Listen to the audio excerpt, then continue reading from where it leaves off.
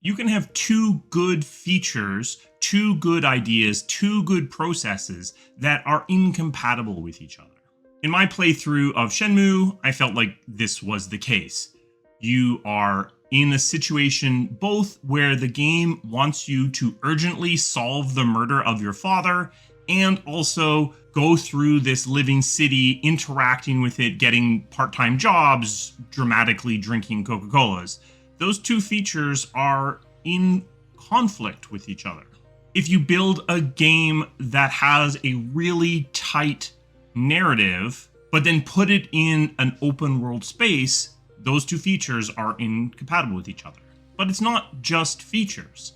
If you decide you want to have a lot of testing on your game really early in the development process, that's a pretty good idea. But if you also decide that you want to focus on getting as much content into the game as quickly as possible at the expense of fixing bugs, then these two ideas are in conflict. So what do you do? Well, the first thing you could do would be to just pick one. If you really want that tight story, maybe you don't make an open world game. If you really want to focus on having lots of testing early on, ignoring bugs in order to shove as much content into the engine, probably not a good thing to do. But you can get more nuanced than this. The next step would be some sort of compromise. Pick a point in between these conflicting features that still makes sense and choose that as the direction of your project. So take the number of QA people on your project down, but also have a line that beyond which a bug surpasses new content. So there's a balancing point where that testing is still valuable, but you take the amount of testing down so you're not just filling your bug list up with dead bugs. But you can do even better than that. You can try to synthesize these two things. Some of the best games and entirely new genres come from the attempt of synthesizing two features that seem to be contradictory on the surface. If you want there to be a tight narrative story, but also have an open world game, maybe it's worth trying to figure out how these two things not only just coexist, which would be that compromise point. How can you make these two features actually stop working against each other and work together towards something stronger?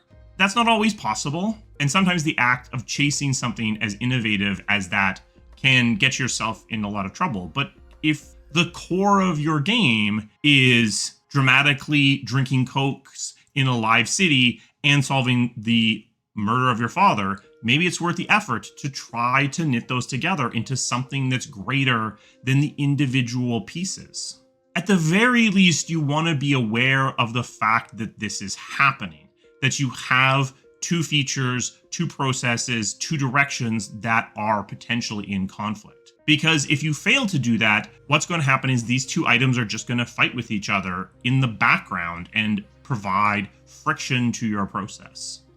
If you have a ton of QA people on your project in the early days, but you're just ignoring all their bugs, you are spending a lot of money and polluting your bug list to no benefit whatsoever. If you are building a tight narrative through line, but then spread it super thin across 200 hours of open world, the end result of that game is not going to be very strong.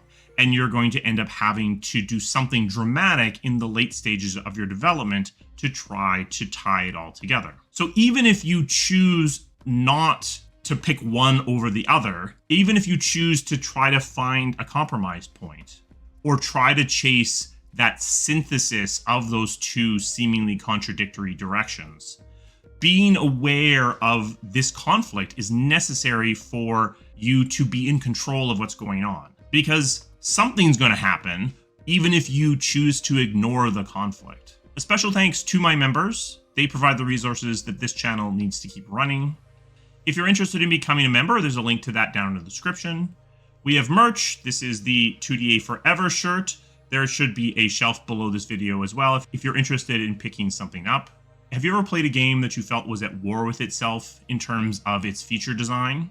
Let me know that down in the comments. Have you ever played one where on the surface it feels like it should be at war with itself, but somehow manages to integrate the two conflicting directions. Those games can be really special. If you have an example that you'd like to share, put that down in the comments as well. I will see you again soon. Thank you.